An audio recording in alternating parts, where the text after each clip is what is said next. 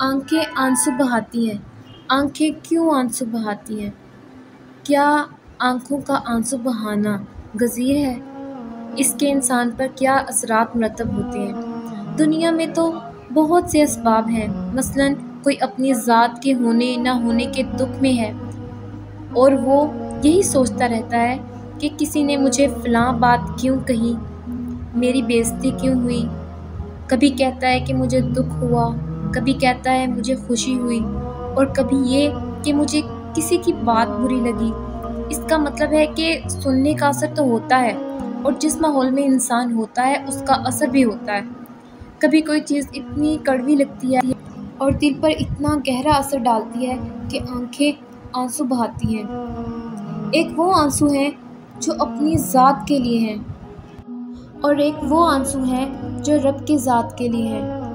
اور جب وہ اللہ تعالیٰ کے احکامات سے برسنے لگ جائیں بادل بھی تو آنسو بہاتے ہیں، اور اس کا کتنا نفع ہوتا ہے۔ دنیا میں لوگ کن مقاصد کے تحت اور کس حالت میں آنسو بہاتے ہیں، اور یہاں کیا چیز جس کی وجہ سے آنسو بہہ رہے ہیں؟ مما عرفوا من الحق کی، اس وجہ سے کہ انہوں نے حق کو پہچان لیا ہے۔ سبحان اللہ، یہ دنیا کے قیمتی ترین آنسو ہیں، پہچان کے آنسو ہیں، معرفت کے آنسو ہیں، تعلق کے آنسو ہیں۔ پتہ لگ گیا ہے کہ وہ کتنا عظیم ہے، یہ اس کا کلام ہے۔ کبھی آپ نے اپنے رب کو پہچان کر آنسو بہائے ہیں؟ نجاشی کو ضرور یاد کیجیے گا جس نے آنسو بہائے تھے، حالانکہ وہ ابھی مسلمان نہیں تھا، لیکن وہ اس کی زندگی کا قیمتی ترین وقت تھا۔ آپ کی زندگی میں بھی قیمتی لمحے آئے ہوں گے، لیکن ہو سکتا ہے کہ وہ قیمتی ہوں اور ہو سکتا ہے کہ وہ قیمتی نہ ہوں۔ قیمتی لمحے وہ ہوتے ہیں جو انسان کی قیمت کو مقرر کر دیں۔ سوچنے کا انداز کتنا مختلف ہے، کیونکہ کوئی اپنے ان لمحات کو قیمتی سمجھتا ہے جس میں اسے مطلوبہ چیز مل جائے۔ مثال کے طور پر کوئی ڈگری، کوئی محبت، کوئی کھوئی ہوئی چیز مل جائے تو انسان یہ سمجھتا ہے کہ اس کی وجہ سے میں قیمتی ہو گیا۔ انسان کی قدر و قیمت ٹھیکری جیسی چیزوں میں نہیں ہے۔ اگر یہ ٹھیکریوں کے پہاڑ بھی مل جائیں تو وہ قدر و قیمت والا نہیں ہو سکتا۔ ایک ہی چیز ہے جو اسے قدر و قیمت والا بنا سکتی ہے۔ مما عرفوا من الحق کی، اس میں سے جو انہوں نے حق کو پہچان لیا۔ کیا آپ کی زندگی میں کوئی قیمتی لمحہ آیا جب آپ نے اپنے رب کو پہچانا اور اس پہچان کی وجہ سے آپ کی آنکھوں سے آنسو بہائے ہوں؟ آپ نے اپنے آپ سے سوال ضرور کیجیے گا۔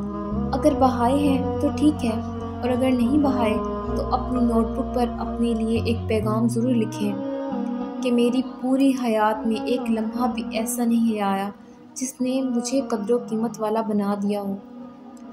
ہم تو تب قیمتی بنیں گے جب سب سے قیمتی ذات کے ساتھ تعلق جوڑیں گے، جب اس کو پہچانیں گے۔ اس کی پہچان اس کو جاننے سے آتی ہے، غور و فکر سے آتی ہے۔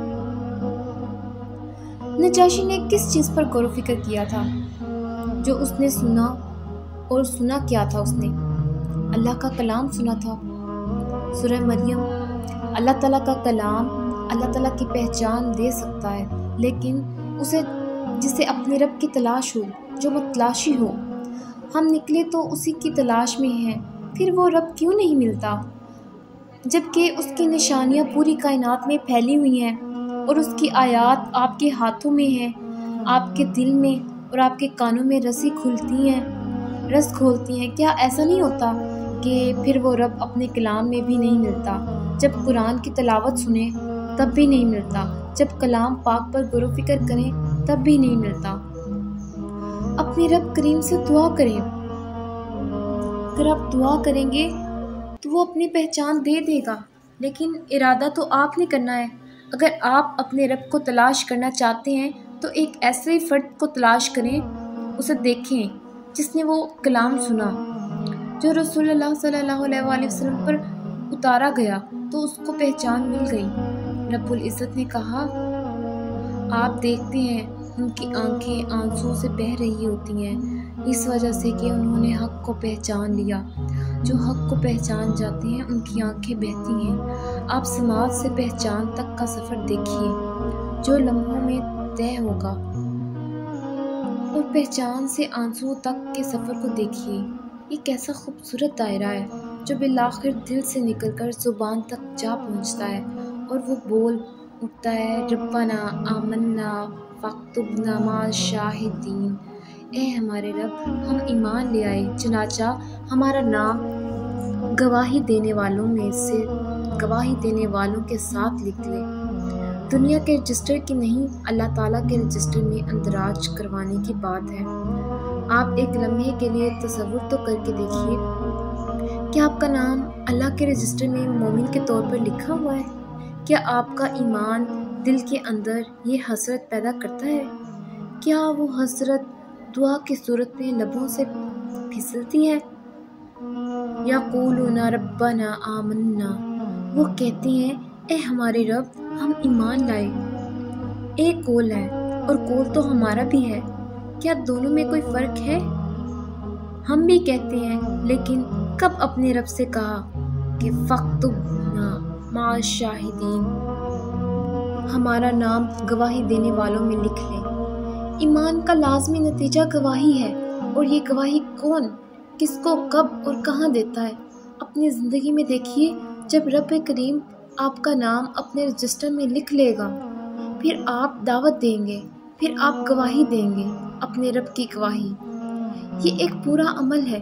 کیا آپ مجھے بتائیں گے کہ بات کہاں سے شروع ہوتی ہے؟ سماعت سے، کلام سننے سے؟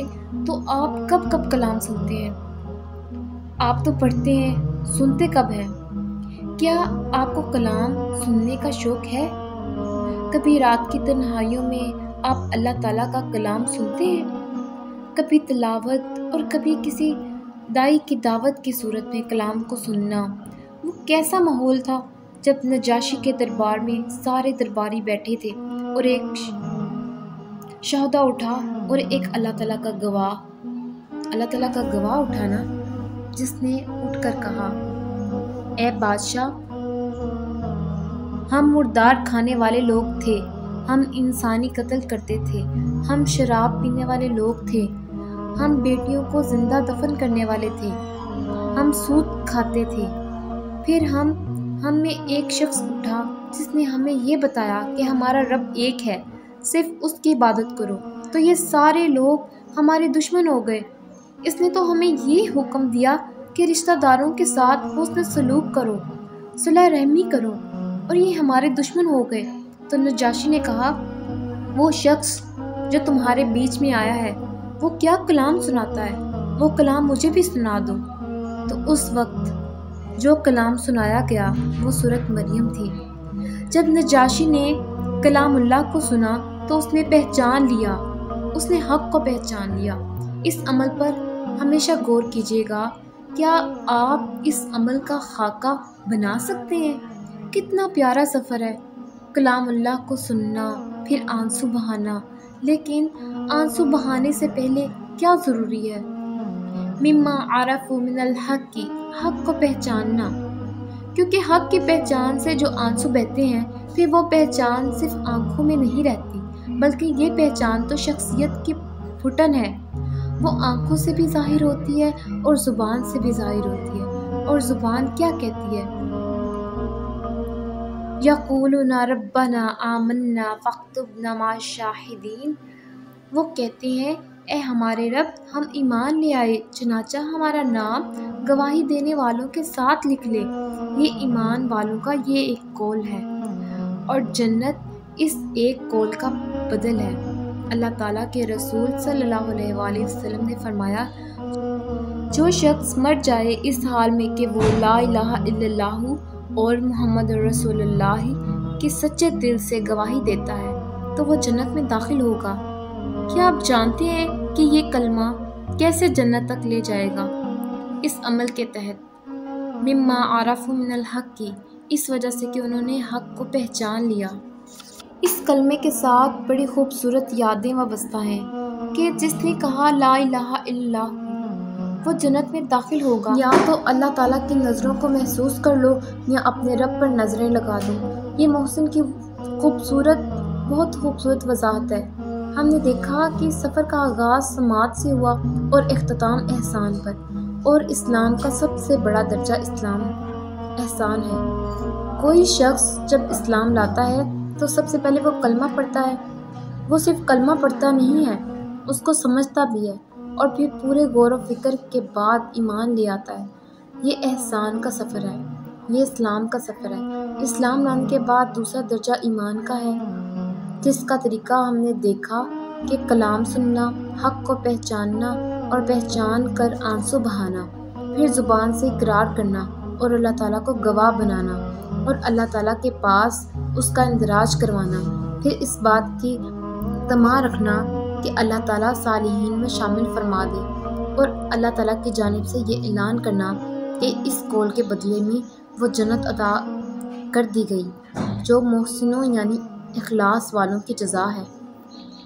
اگر آپ اپنی زندگی کو ٹٹولنا چاہتے ہیں کہ میں کہاں ہوں، تو اپنے آپ کو سچائی، امانت اور ایفائے عہد میں رکھ کر دیکھیں، کیونکہ اگر یہ تین باتیں پیدا نہیں ہوں گی تو نفاق رہے گا، اور اس کے ساتھ نفاق کی چوتھی صفت، جیسے رسول اللہ صلی اللہ علیہ وآلہ وسلم کی ایک اور حدیث سے پتہ چلتا ہے کہ جب وہ جھگڑا کرے تو بد کلامی پر گالی گلوچ پر اتر آئے، اور منافق کا جھگڑا لمحہ لمحہ ہوتا ہے، کیونکہ بات تو اتنی ہی ہے کہ کسی کے لیے اللہ کی ذات بڑی ہے اور کسی کے لیے اپنی ذات بڑی ہوتی ہے، کیونکہ اللہ تعالیٰ کی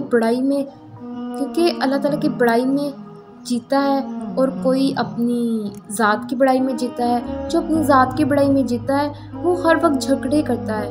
کیا ایسا نہیں ہوتا؟ مجھے یہ کیوں کہہ دیا، میرے بارے میں یہ کیوں سوچا، میرے بارے میں کسی نے کوئی فیصلہ کیوں کیا، ہر بات پر منافق ہٹ محسوس کرتا ہے اور اس کو اپنی توہین محسوس ہوتی ہے۔ کوئی ابتدائی طور پر ایمان قبول کر بھی لے اور خالص نہ ہو، یعنی آپ کو دو چیزوں سے پاک نہ کرے، شبہات اور شہوات سے، تو اخلاص کا سفر نہیں کر سکتا، وہ احسان تک نہیں پہنچتا۔ جبکہ اللہ تعالیٰ کو جنت کے لیے جو لوگ مطلوب ہیں وہ محسنین ہیں۔